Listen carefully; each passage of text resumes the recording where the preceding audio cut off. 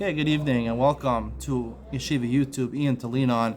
Today we're doing Hilchos Birkas Hamazon Siman Kuf Pevav, 186th.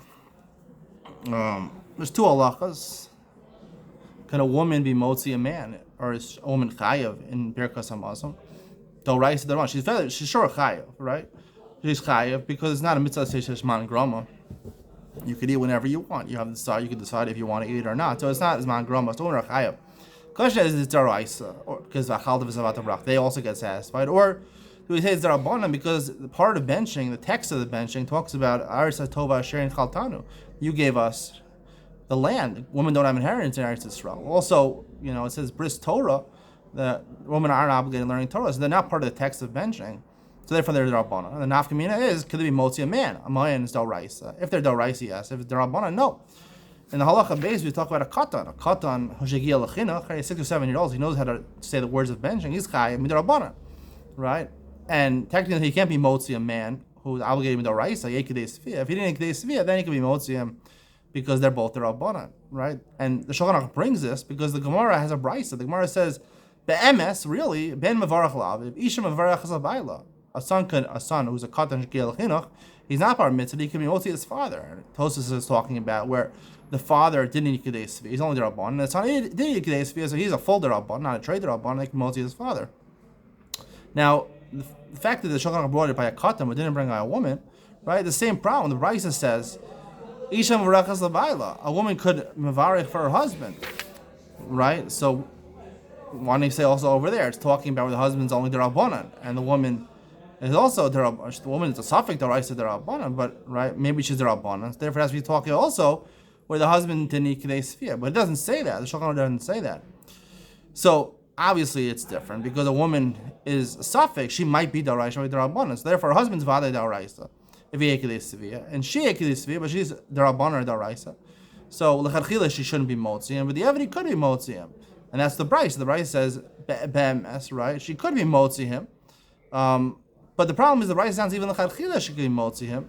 Right, and the Shulchan Aruch doesn't say the Okimto like he says by a ben that the husband didn't make Kedei Sfiyah. It sounds like even if the husband didn't make Kedei Sfiyah, the woman could be motzi. And I think the answer is, I said in the main shir, that I think a woman shouldn't be motzi her husband, but technically the Brisa does say that Isha Mevarachas L'Bayla, even l'chadchila she can Mevarachas L'Bayla. It's just Tavo Me'era she'ishta ubanu Mevarachim lo. It's a curse to a family where the husband is an Am Haaretz and he's illiterate and his wife and his children know more than him.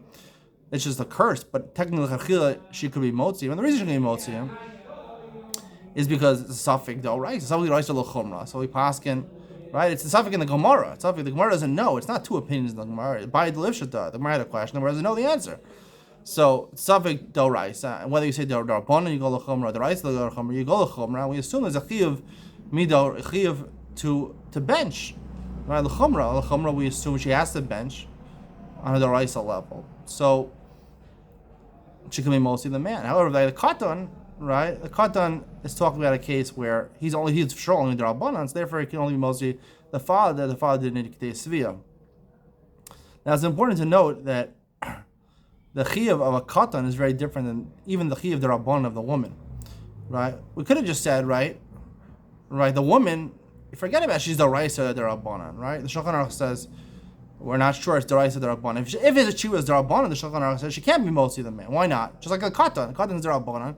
We'll say it's talking about a case where the husband didn't eat Kedei Sfiyah. D'Rabbanan is motzi d'Rabbanan. Why don't we say that over there, right? Why don't you say if he's chayav d'oraisa, he can motzi a husband Kedei Sfiyah. If it's d'Rabbanan, he can only motzi someone who didn't eat Kedei Sfiyah. Why do you to bring the Gemara of eating Kedei Sfiyah, which is basically a Tosfos asking on his brisa, right? Why don't you bring that already in halacha aleph? The answer is that the D'Rabbanan of the woman is a different D'Rabbanan Kaddish Gilachinach. Kaddish Gilachinach is a takana, meaning really a katan who is not bar mitzvah yet. The text of Birkas Hamazon fits him, right? It fits him. He's someone. He's a man. He's not a man yet, but he's a boy. He will inherit land. He will be mechuyev to learn Torah. So the text applies to him. He's just not bar mitzvah. He's not bar chiyuva. He's not obligated in the mitzvahs. The text applies to him, right? It fits him, the text of Birkas Hamazon. It's just he lacks the requisite age to be chayiv, to be obligated, so it's optional for him to do it. And the Rabbanah is takana. I'm making a distinction between a takana and a gzera. Takana is, they made a takana that he should do birkas hamazon in order that he should be familiar with it when he becomes older. But it applies to him. The concept, the text applies to him. However, by a woman, that's the question in the Gemara. Does the text apply to them? Or it doesn't apply to them because those are primary factors of birkas hamazon, the fact that you have an inheritance in Eretz Yisrael and you learn the Chuyev to learn Torah. So maybe according to the other side that women are not chayiv midoraisa, so then the text doesn't apply to them. What's the Rabbanah over there? The Rabbanah, the reason they're masakin, right? If those are integral factors of Birkas Hamazon, right? Having inheritance in Eretz Yisrael and the Chuyev to learn Torah, which women are not part of. It's not a takana that they made do Birkas Hamazon. It's a gzeira. It's a gzeira because people really they have no Chuyev Birkas Hamazon. The text doesn't apply to them. Why are they doing Birkas Hamazon? Why are the Rabbanah obligated them? It's a gzeira. If they don't do it, people will be confused and they'll say, "Wait a second. These women, right? They ate kedei sevia." It says v'chal v'savata. They'll think, "Oh, even a man who eats kedei sevia doesn't have to bench." That's not true. It's a gzeira because what people might think will lead to people who are really obligated in benching to not bench. So it's a gzeira. A takana is really right. You're in the parsha. You're in the text applies to you. So therefore, right? Therefore, a katan shegiya l'chinuch. Right? I would like to say, right? Katan shegiya l'chinuch. When the Bryce says "Mei mevarach la'aviv," I don't think you have to say Tosaf's answer. I could say really a katan who's kegiya l'chinuch, his derabana is takana. That's him. He's part of benching, so he could be motzi his father, even if his father yekdei sfia, because his benching is a benching, right? And his father shomei ka'ona, his father heard it from it. He heard a text, someone who's a bar chiyuva in the text, who's applicable text. I mean, he's not obligated in the text, he's not a bar chiyuva, but the text is applicable to him. So the benching is a benching. The question is he obligated to it? He's not obligated to bench, but his benching is a benching. So when you're shomei ka'ona, you hear from him. So that could be yotzi for him, right? Shomei ka'ona usually we assume means that. Right, not that, right, I'm being yotzi the chiyuv and I'm being motzi in the chiyuv. No, is that by him hearing the words, it's like he said it, shameya. It's like you're saying the words yourself. It's like saying the words yourself. At least that's one opinion. And the Rishonim, so according to that opinion, saying your opinion yourself, saying the Birkas Hamazon yourself, it should be okay, even if the father didn't, if the father ate kedei sevia and the son, even if the father ate kedei sevia is daraisa, but come to the woman, right, there. This is a gzeira, it's not a takana. She's not even in the parsha over there. So therefore, we have to come on to the fact that it's suffik daraisa, suffik derabanan, because if it was just derabanan by a woman, she wouldn't be able to be motzi. Right? It says isha mavrachas l'bayah. It's only because it's suffik daraisa derabanan. If she was derabanan, her derabanan is different. It's a gzeira, and she's not even in the parsha, so you can't use shomei ka'ona over there. The only reason you can use shomei ka'ona is because of the suffik daraisa derabanan, and therefore suffik daraisa l'chumra should be motzi a man. And also, again, if he ate kedei sfia, suffik daraisa l'chumra. So she's obligated to bench, so she can motzi the man.